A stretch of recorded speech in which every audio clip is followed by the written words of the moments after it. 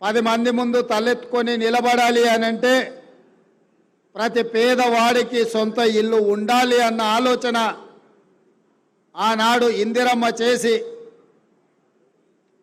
లక్షలాది ఇందిరమ్మ ఇల్లు పేదవాళ్లకు ఆనాడు కాంగ్రెస్ ప్రభుత్వం ఇచ్చింది. మళ్ళీ ప్రజాపాలన వచ్చిన తర్వాత ఈరోజు భద్రాచలంలో మా ఆడబిడ్డలు వేలాది మంది తరలి వచ్చి ఆశీర్వదిస్తే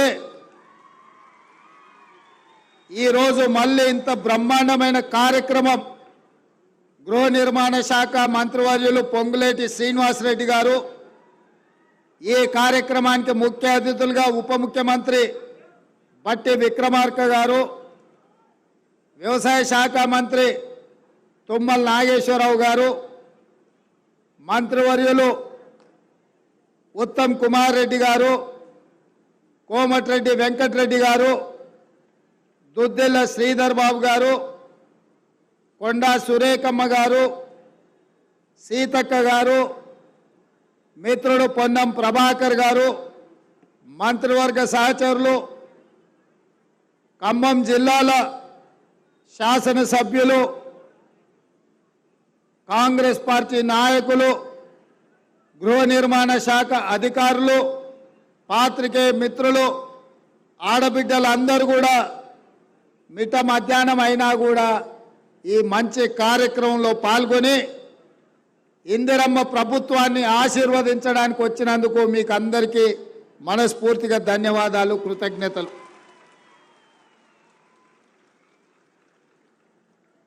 ఇల్లాలిని చూడు ఇల్లుని చూడు అన్నారు.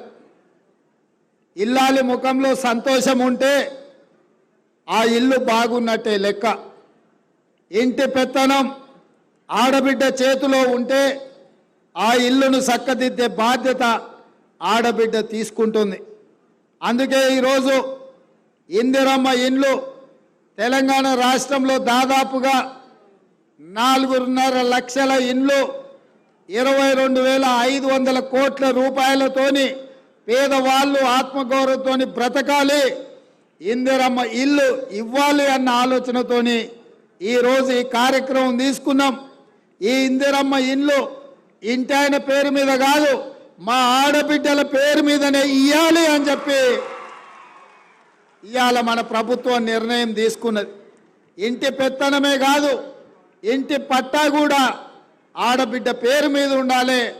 అప్పుడే ఆ ఇంట్లో వెలుగులు ఉంటాయి, ఆ ఇంట్లో పిల్లలు చదువుకుంటారు, ఆ ఇల్లు గౌరవంగా సమాజంలో బ్రతకగలుగుతారని మా ప్రభుత్వం నమ్మింది.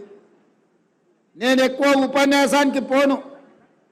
గత 10 సంవత్సరాలలో డబుల్ బెడ్రూమ్ ఇల్లు ఇస్తా అన్నాడు.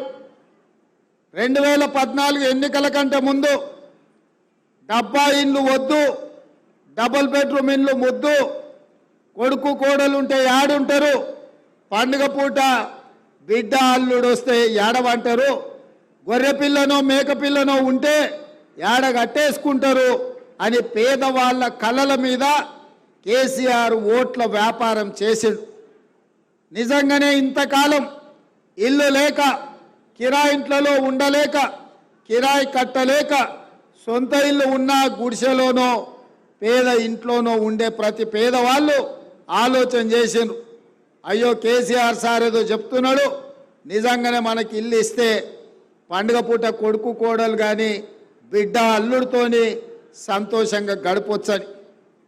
ఒక్కసారి కాదు, చెప్పిన కథనే మళ్ళా చెప్పి ఎమ్మెల్యే ఎలక్షన్లు కావచ్చు, ఎంపీ ఎలక్షన్లు కావచ్చు, సర్పంచ్ ఎలక్షన్లు కావచ్చు, ఎంపీడీసీ ఎలక్షన్లు కావచ్చు, 2 సార్లు 10 ఏళ్ళు పదే చెప్పిందే చెప్పి తెలంగాణ ప్రజల్ని మోసం చేసి ఇక తెలంగాణ ప్రజలు ఆయన మోసానికి, ఆయన అబద్ధాల మాటలకు కాలం చెల్లింది అని చెప్పి మొన్న జరిగిన శాసనసభ ఎన్నికల్లో కేసీఆర్ను బీఆర్ఎస్ను బొందబెట్టి ఇందిరమ్మ రాజ్యం తెచ్చుకున్నారు.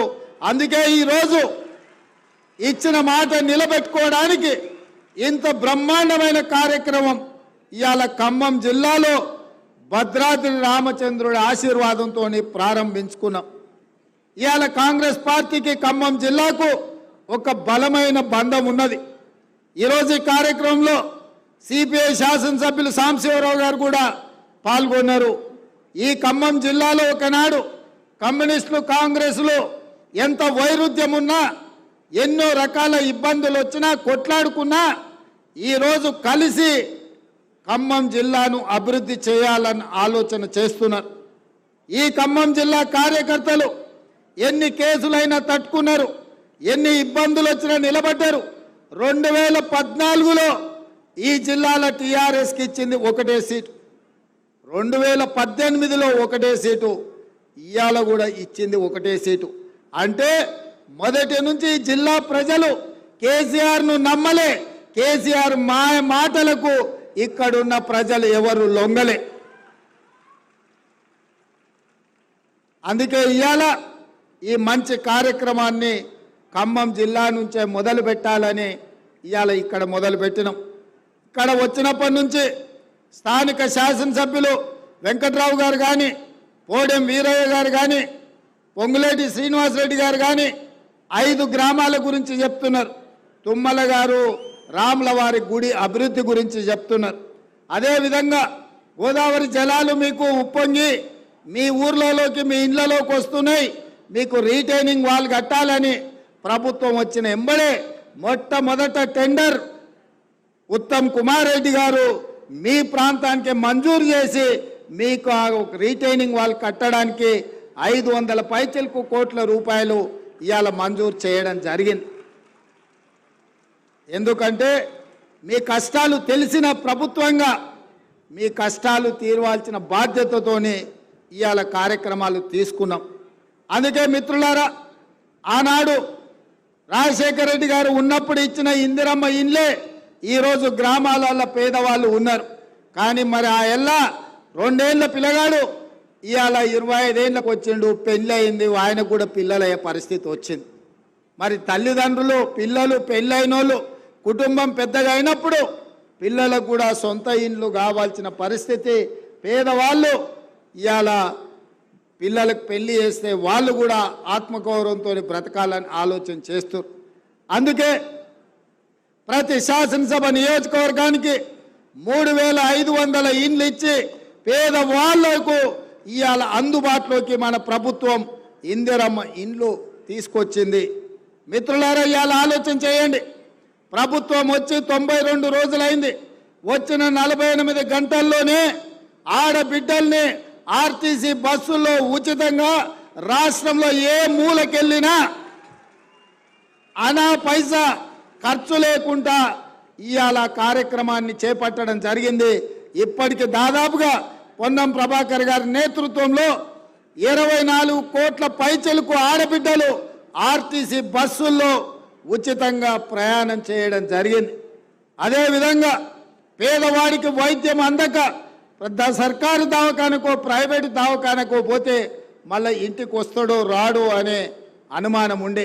అట్లాంటిది ఇలా పేదల ఆరోగ్యాన్ని బాగు చేయడానికి రాజీవ్ ఆరోగ్యశ్రీ పథకం ద్వారా 10 లక్షల రూపాయలు పేదవాళ్ళ వైద్యానికి ఈనాడు మన ప్రభుత్వం ఇచ్చింది. ఇక గ్యాస్ పొయ్యి సిలిండర్ గురించి నేను చెప్పాల్సిన అవసరం లేదు, మీకు తెలుసు. ఆ ఎల్లా కట్టెల పొయ్యితో కన్నీళ్లతో వంటలు వండలేక కట్టెల పొయ్యిలో ఊది ఊది ఆ పొగ ఊపిరితిత్తులకు పోయి క్యాన్సర్ వచ్చి ఆడబిడ్డలు చచ్చిపోతుంటే ఆడబిడ్డల కన్నీళ్లు తుడవడానికి సోనియమ్మ దీపం పథకం ద్వారా మీకు గ్యాస్ పొయ్యి సిలిండర్ ఇచ్చి 400 రూపాయలకే మీకు ఆ ఎల్ల సిలిండర్ ఇచ్చారు. మరి వెనక్కి తిరిగి చూస్తే 15 ఏళ్ళ మోడీ గారు వచ్చిండ్రు, కేసీఆర్ గారు వచ్చారు. 400 ఉండే సిలిండర్ 1200 రూపాయలు అయింది. అవునా అక్క? అంతేనా?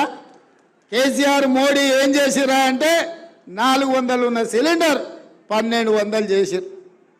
55 రూపాయలు ఉన్న పెట్రోలు 110 రూపాయలు చేశారు. 50 రూపాయలు ఉన్న డీజిల్ 100 రూపాయలు చేశారు. వీళ్ళిద్దరు కలిసి చేసిన ఘనకార్యం ఏందంటే 400 సిలిండర్ 1200 చేశారు.